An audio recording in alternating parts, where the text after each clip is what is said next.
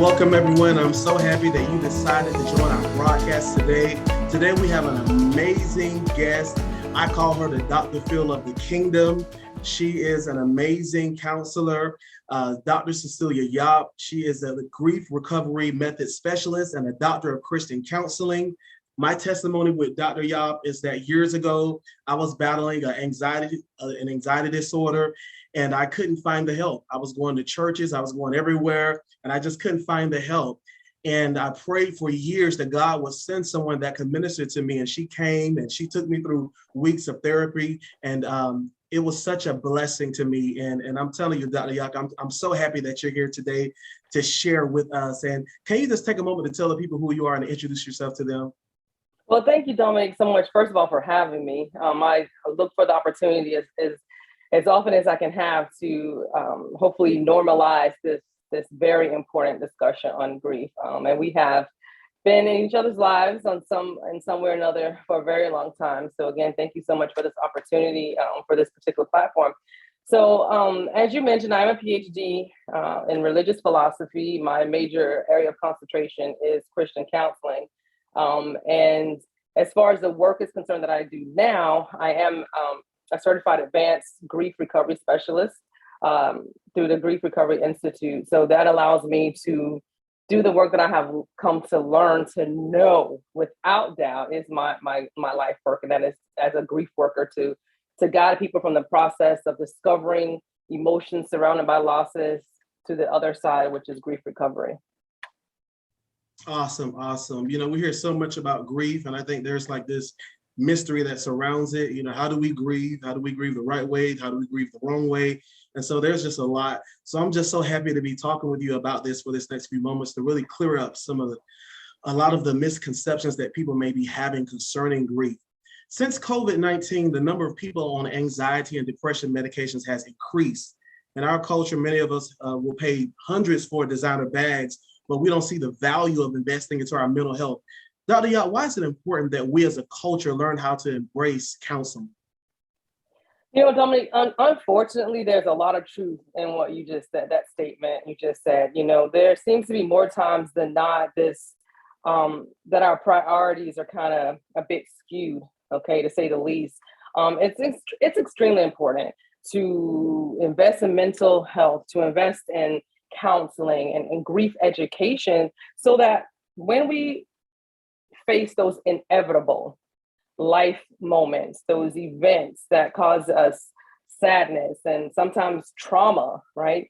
We're able to regain that sense of well-being, right? So that's why it's very important to become, to take care of yourself in the sense of investing in yourself as far as your mental health is concerned, to get that mental completeness, meaning whatever happened to you in the past, you're able to complete your relationship to the pain surrounding those traumatic losses and those traumatic things that we've gone through in life. I've lived all over the world. I've lived in 3 different countries, about 5 different states, and visited several others. And no matter where I went, no matter what language was spoken, I have learned that universally, we are all grievers, right? We've all gone through something that has been an experience that's caused us some type of pain or loneliness or feelings of isolation and things like that. There are over 8 million people a year that become grievers just from loss of a loved one by death alone, right? So it's extremely important. We're all grievers. We still don't want to talk about it. We're still needing to normalize talking about grief so that we can, be productive at living and not just enduring life, right? So that we can break those unhealthy mental and emotional, I'll call them traditions that we are so, known to generation after generation to continue on. So that's why it's really important to invest in yourself emotionally, to get that emotional completeness. And it's something that I do as a grief specialist. I will guide a person through a 7-week action-oriented program to help them learn how to properly grieve. Wow, that's awesome. I think that's so amazing. There's a scripture that says that, I wish above all things that you will prosper and be in health, even as your soul prospers. And our soul is our mind, our will, and our emotions. And what good is it for us to have a lot of money and a lot of success and, to have a marriage, but we're just so broken on the inside. We see so many successful people acquire so many things, and then they go home and they blow their brains out, or they're addicted to some type of habit that they just can't get rid of because we're focusing on those superficial things, but we don't really think that dealing with our mind and our emotions is so important. So I love that you brought that point out. And as a matter of fact, it's important too, just to mention that, especially within our diaspora, a lot of us, even if we don't go to church now, if we're not believers now, whatever the case is, for the most part, most of us grew up with grandma or somebody taking us to church, right? We have that foundation. And that foundational lesson, or those foundational lessons that we typically learned, right, was that if there was a problem, you pray about it and have faith about it. And if you prayed about it and had faith about it, then it'll be okay. That there's nothing else to be done. So when I'm still feeling sad or upset about something that's going on in my life, although I've prayed about it, although I've had faith about it, then I'm told that, well, I didn't have enough faith. It wasn't strong enough. Or, more than likely I'm being possessed by a spiritual demon. And I'm not trying to make light of it, but that's just something that within our community, we've been taught quite often, right? So not only am I having these grief emotions, I'm being told that, well, it's your fault that you have them, right? Because you didn't have enough faith or you didn't pray hard enough. So it just kind of leaves us, again, tethered to the relationship, to all of the negativity that's surrounded by loss. And it helps us to continue to live being guided by the myths of grief. Wow. What an interesting point. And I think I've told you before that before I met you, they were telling me that I had a demon in me and that, I didn't have enough faith in God. And this is why I was going through the anxiety. So I had anxiety about having anxiety, and it just only exacerbated it. And it was just made everything worse. So it's so amazing that you're saying these things, because I think it's so very important. I was at a point where, when I met you, I couldn't even get through school because it was so debilitating towards me.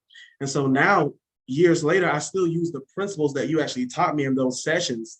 And even when I feel myself having a slight panic attack, or if I'm feeling anxious again, I go back to those same principles that I learned from you like over 10 years ago, and it helps me to recover from that. And right now I finished my first degree. Now I'm about to finish my second degree. And I would not have gotten here if it had not been for those sessions and those principles that I learned within those sessions. So it's definitely very, very vital. I agree. Dr. Yap, most of us think of grief as something we experience when a loved one dies, when in fact grief can be the loss of a job, a relationship, health. When I think about grief, I was talking to my friend the other day, and we were talking about, grieving, just having this little conversation among ourselves. And he was talking about how, we don't want to let, a lot of times we're trying to hold people hostage. We try to control them because we don't want to grieve. We don't want to experience the loss of them. And this happens at churches. This happens in relationships, where we hold on to people so tightly. We just don't want to let them go because we don't want to go through that grief process. So can you tell us, why is grieving rightly so important? Well, as you said, people don't want to let go, right? And it's always important to do something that you're going to do the correct way, right? Because you get the most impact on it, right? It's mostly efficient for you when you are doing something the correct way, right? That's number one. So at the Grief Recovery Institute, and in the Grief Recovery Handbook, as a matter of fact, great resource. Wow. We learned that there are over 40 different life experiences that we go through in a lifetime, right? That causes us grief, right? It causes us these emotions surrounding grief and pain and all this type of thing. So let's start with something important, right? The definitions of grief, right? There's two definitions that we talk about at the Grief Recovery Institute. Number one, that grief is a normal and natural reaction to an emotional loss. It's normal and it's natural for you to feel sad, to feel upset, to feel pain, to feel resentment. And it's normal and natural for you to want to share that with somebody else, right? And that's something that I think most of us don't understand, because we've been taught by society, grieve alone. Don't want to hear it. Here comes Debbie Downer, right? We don't want to here comes somebody looking sad all the time, right? Nobody wants to deal with that because we haven't been taught how to properly deal with that, right?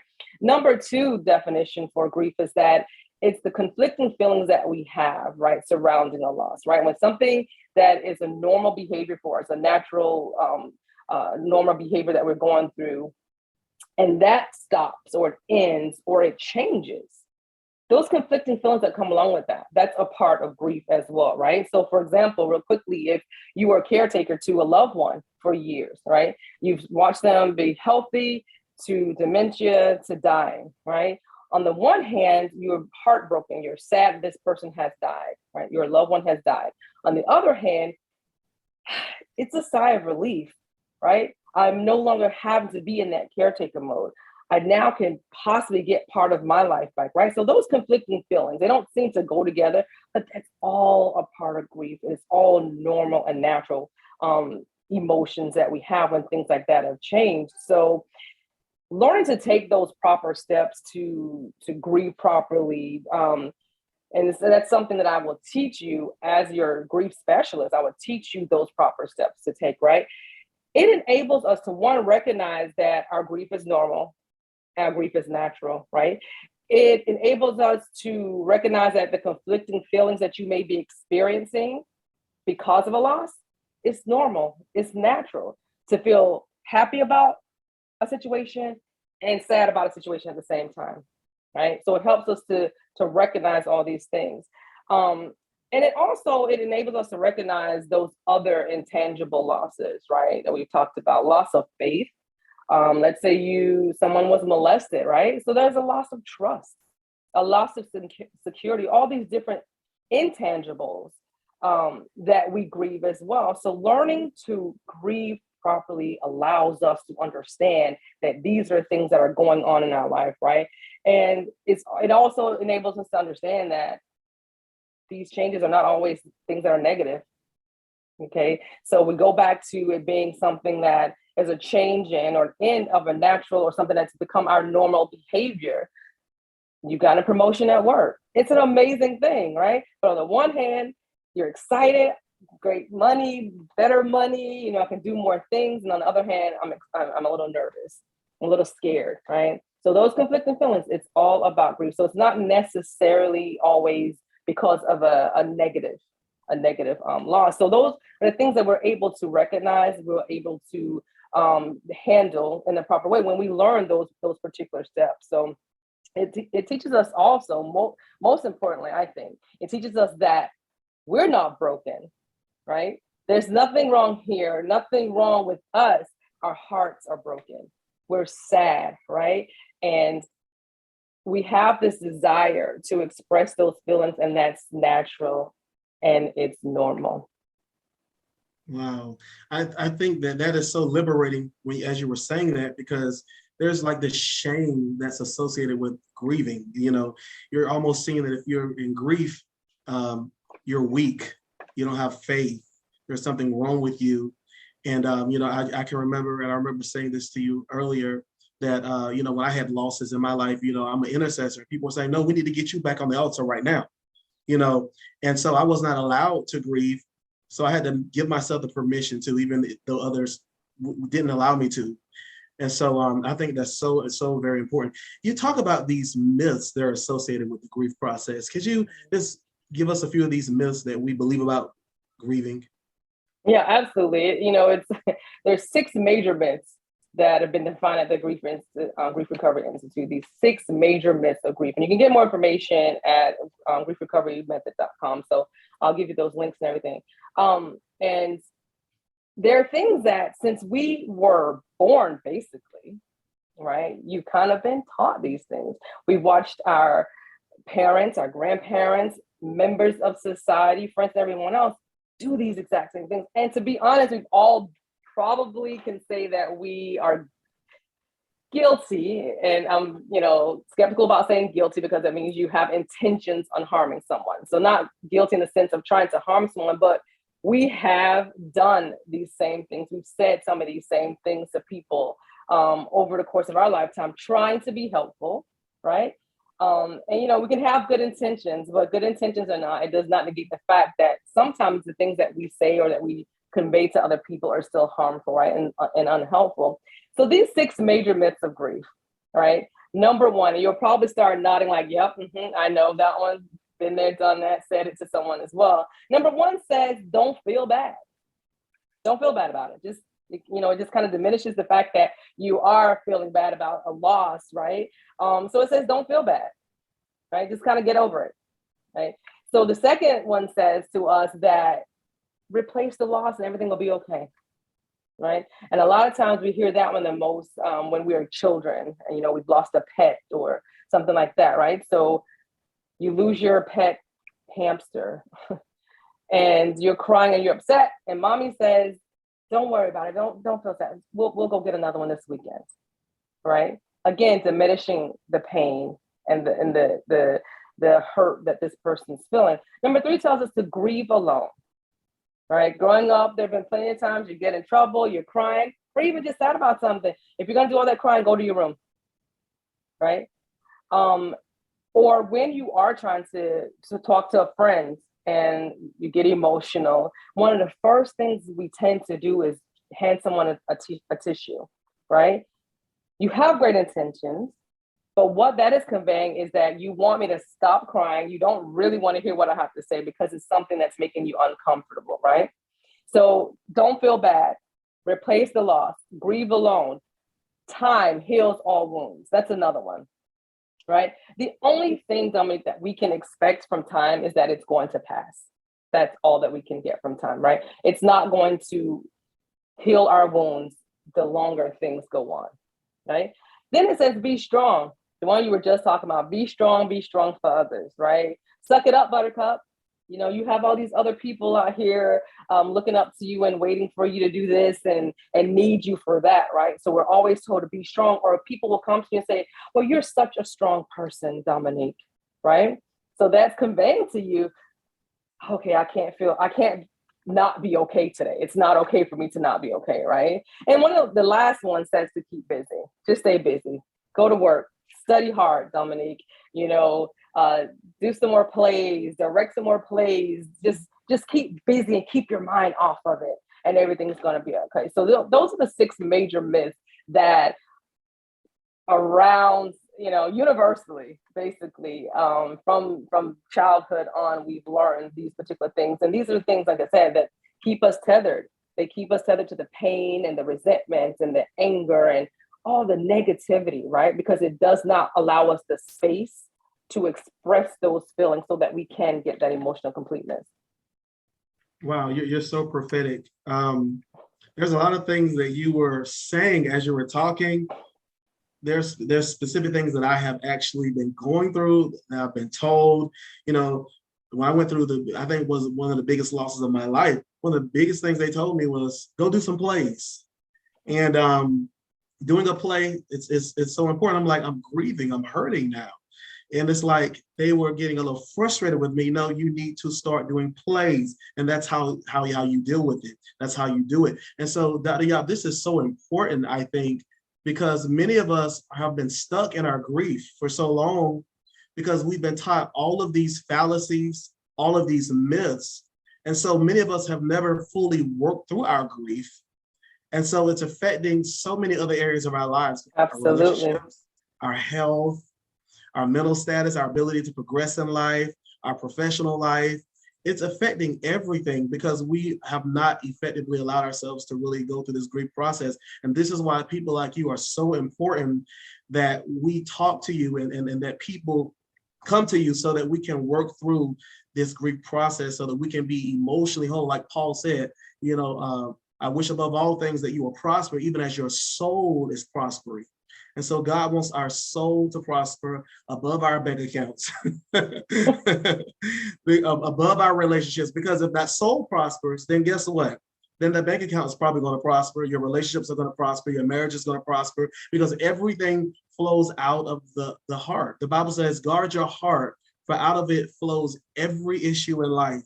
And so as we go to get counseling and we receive this, as we deal with our hearts, every part of our lives are going to be dealt with. And so that's why this is so invaluable. And so again, wow, this is so amazing. We're coming to the end of this interview now. Dr. Yap, thank you so much for your time. I really appreciate that. This lady is off the chain, y'all. I'm telling you, you want to do a session with her. I've had people say they have gone through sessions with other people and it wasn't effective. Let me tell you, when you go through a session with Dr. Yap, you're going to have that aha moment. You're going to have that moment where you are going to feel change. It's going to be transformative. You're going to walk out with a caveat every single time, and it is going to be an amazing encounter. So I want to tell all of y'all, please book her today. And I promise you, this is going to be life changing. She's not paying me to do this. I actually asked her to come do this interview. And the reason why I asked her to do this interview is because I feel like she has a treasure on the inside of her. And I feel like what she has can impact so many people around the world because she is carrying something that you need. And if you're watching this today, it's a reason why you're watching this. God doesn't have you watching this for no reason. It's not by coincidence that you stumbled upon this video. This God is showing you something. He's revealing to you something through this video, whether it's by just the message or whether it's by coming into contact with this woman and booking a session. I believe that God wants to bless you. So again, thank you so much, Dr. Yap. And I wish you the best. And I know that God is going to excel you. I'm telling you, God, television, Newsweek, I'm telling you, you name it. I see you all over the place because the world is in need. Yes, the world is in need of what you have. After this session, your head probably going to be, big and more by the time I'm done with you. But, but yeah. So the world really needs what you have on the inside. So again, I thank you for this interview. I brought you in because I really feel like what you have, people need it, and it can really transform lives. So, so the last thing I want to ask you is, how can people get in contact with you, and also, do you have any final words? Absolutely. Thank you for I'm going to try to keep the head a little, Please. Thank you so much for your kind words. I really mean that. I really sincerely appreciate that. So to reach me, best case is to text me at 813-324-4474, 813-324-4474. You can reach out via text. I'll get back to you, send you my link for my calendar so that we can schedule a free consultation. And, I would be honored. I truly am sincerely honored to have this work to do, right? To be called to do this work. So I would love to walk anyone through my one-on-one online sessions, the privacy of your own home. It's a 7-week work-oriented program. You got to put in the work, but as long as you're willing to put in the work, I'm there to guide you to the recovery process, to the end of your grief, right? It's a non-judgmental space. It's your private space with me, and I'm going to pull it out of you. I'm going to pull it out of you so that you can have the most impact. So again, 813-324-4474, text me. And if you let me know that you watched this video with Dominic today, I will offer a discount, a significant discount. If you need me to come to your church and talk about grief recovery, or to take your administrators of your church through the grief recovery program, I can do that as well. So just give me a text at that number, 813-324-4474. So Dominic, thank you again for allowing me the platform to, like I said, normalize the discussion on grief, right? We still don't talk about it enough. We don't talk about mental health enough. It's getting more and more light, especially because of the pandemic hitting and things happening. But we need to talk about grief. We need to normalize that discussion. So I appreciate you for the opportunity to be able to do that. And I can't reiterate enough that it's just very important to learn those proper steps to grieve. Does it mean that you'll never be sad again? Absolutely not. But allow me the opportunity to just walk you through those proper tiny steps that you need to take to get that emotional, that emotional completeness. So thank you so much for this opportunity to be here for that. No problem. Any final words? Just, it's okay to not be okay, right? It's natural and it's normal that if you have experienced an emotional loss, to feel sad about it, to feel okay about it, to feel indifferent about it, right? To be upset with somebody, it's natural and it's normal, right? And it's natural and normal to want to share those experiences with someone. You know, we typically say when we get good news, the first thing we want to do is go tell somebody about it. Somebody who's important to us, we want to tell them about it. It's actually the same response. Your natural response when you have bad news is actually the exact same thing. You want to go tell someone about it who's important to you, right? But we just have not been allowed to have that space to do that enough, right? Because of those myths that we were just talking about. So your grief is different from everyone else's grief, right? You can grieve the same person, but your relationship with that person is going to be uniquely yours versus the relationship that person had with somebody else, right? So your grief will not look like anyone else's, and no one else's grief will look like yours, but just understand the importance of reaching out to get help and to learn how to grieve properly. Awesome, awesome. When you made that statement, it's okay to not be okay. That was so liberating to me because it says that, you know, we feel this pressure to always be okay, for everything to be perfect. But it's okay to be in the process. It's okay to be developing. It's okay that everything is not okay. And I think that sometimes that's what prevents us from really showing who we are and coming to counselors, because we want to have this facade on, because if I go, then maybe I'm saying that I'm not okay, but it's okay to be in the process. And so thank you so much for this liberating conversation. Again, we're going to post the information, your contact information here so that everyone can see it. Again, thank you guys so much. Don't forget to hit that subscribe button so you can get more videos. Thank you again, Dr. Yap, and we will see you guys the next time. Bye-bye.